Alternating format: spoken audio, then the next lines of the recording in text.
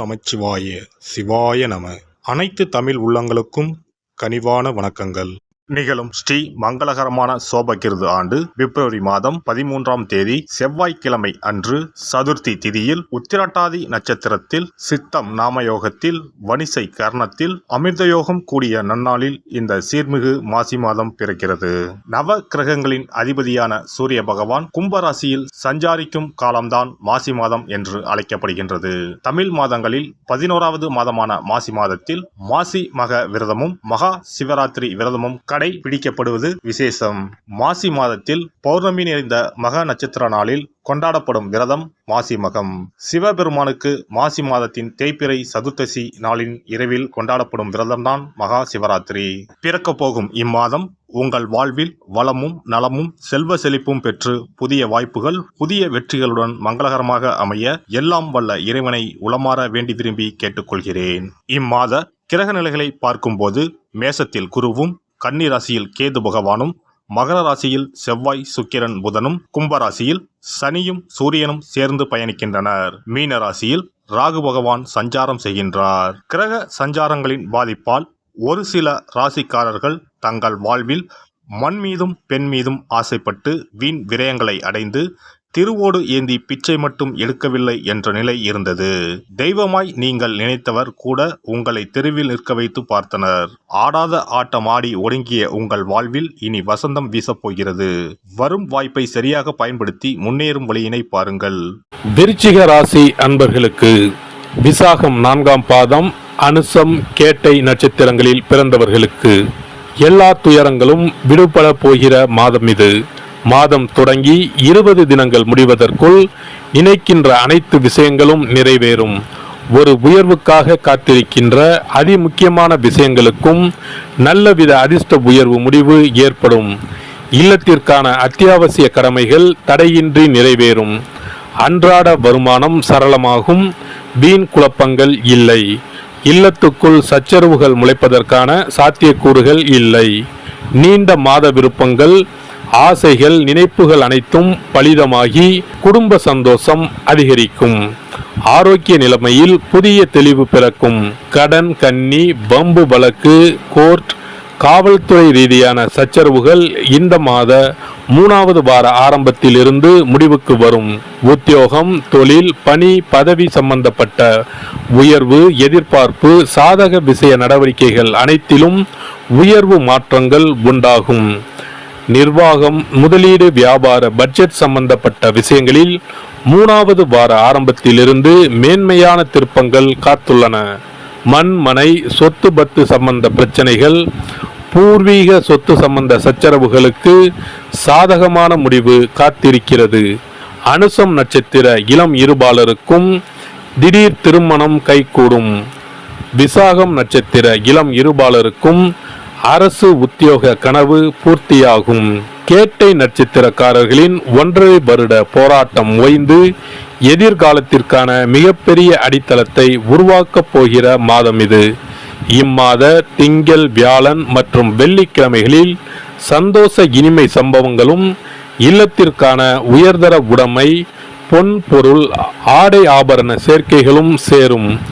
இம்மாத 3, 9, 15, 18, 22, 25வது தினங்களில் பொன்பொருள் சேர்க்கையை தந்துவிட்டு மாதம் முடியும். நிம்மதி குறைவு தீர்ந்து பெரியதொரு சந்தோஷம் ஏற்படும். உயர்கல்விக்கான தடைகள் விலகி புதிய நம்பிக்கைகள் உண்டாகும். புதிதாக சொந்த உழைப்பில் நிலபுலன் வாங்கி விடுவீர்கள். திடமான முடிவு எடுத்து துணிச்சலாக இறங்கி சாதிக்கப் போகிறீர்கள்.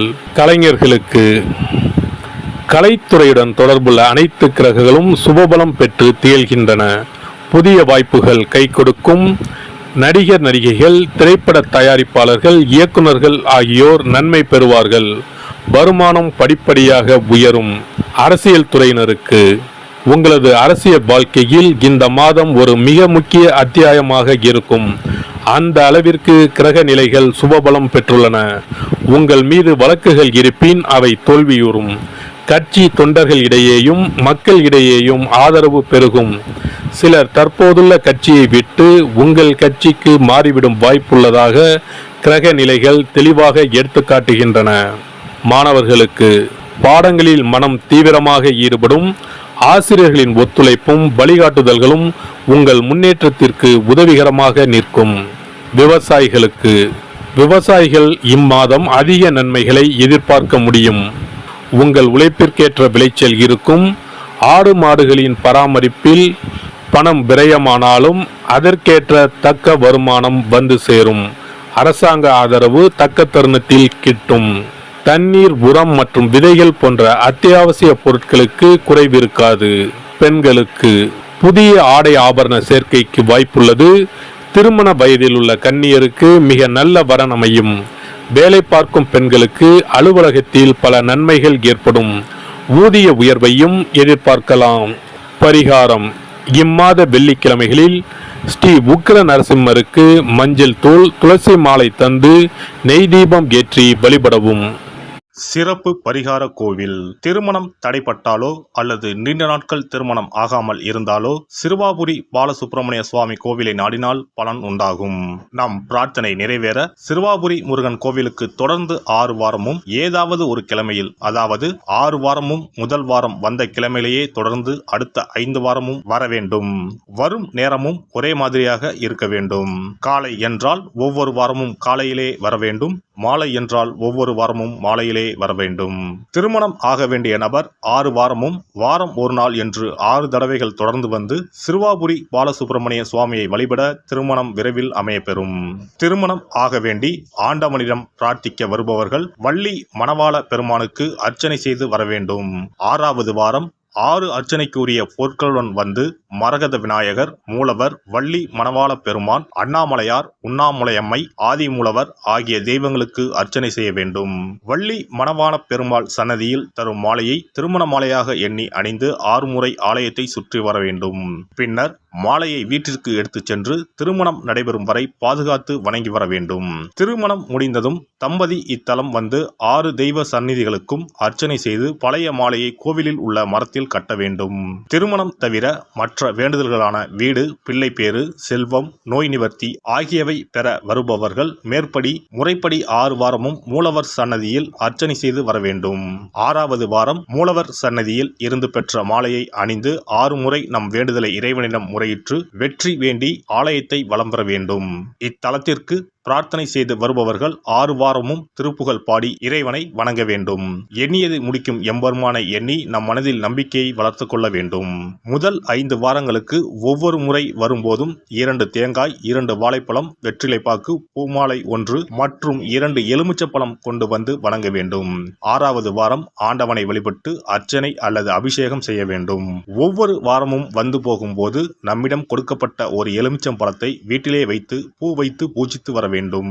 முதல் வார எலுமிச்சம் பழத்தை 2வது வார எலுமிச்சம் பழம் வந்தவுடன் எடுத்து கடல், கிணறு ஏதாவது ஓர் அசுத்தம் இல்லாத இடத்தில் சேர்த்துவிட்டு தற்சமயம் பெற்று வந்த பழத்தை மீண்டும் பூஜிக்க வேண்டும்.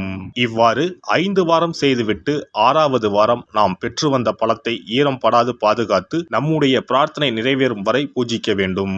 இந்த பிரார்த்தனை பூஜை காலங்களில் நாம் அண்டர்பதி திருப்புகளை ஓதி வணங்க வேண்டும். நம் பிரார்த்தனை நிறைவேறியதும் சிறுவாபுரி வந்து 6 அர்ச்சனைக்கு உரிய பொருட்கள் வைத்து பால சுப்பிரமணிய சுவாமியை வணங்க வேண்டும். இங்கு உள்ள 2 முருகப்பெருமான் சன்னதிகளில் ஆதி மூலவிடம் நம்முடைய குறைகளையும் தடைகளையும் நீக்க கோரி வணங்கி வர இன்ப வாழ்வு உண்டாகும். இத்தலத்தில் பிரார்த்தனை செய்து வருவோர்கள் முதல் வாரத்திலோ அல்லது தொடர்ந்து வரும் வாரங்களிலோ பலன் பெறுவது உண்டு. ஒருவருடைய நம்பிக்கை மிகுந்த பிரார்த்தனை அவரின் காரியத்தை மிக விரைவில் முடித்து வைக்கும். எல்லாம் வல்ல இறையருளால் நீங்களும் உங்கள் அன்பு குடும்பமும் உடல் நலம், நீலாயுள், நிறை செல்வம், உயர் புகழ், மெய்ஞானம் ஓங்கி வாழ்க வளமுடன். இந்த வீடியோ பதிவு உங்களுக்கு பிடித்திருந்தால் லைக் பண்ணுங்க, கமெண்ட் பண்ணுங்க, ஷேர் பண்ணுங்க, மறக்காம சப்ஸ்கிரைப் பண்ணுங்க, பக்கத்துல இருக்கிற பெல் பட்டனை கிளிக் பண்ணுங்க. நன்றி, வணக்கம். ஓம் நமச்சிவாய. சிவாய நம.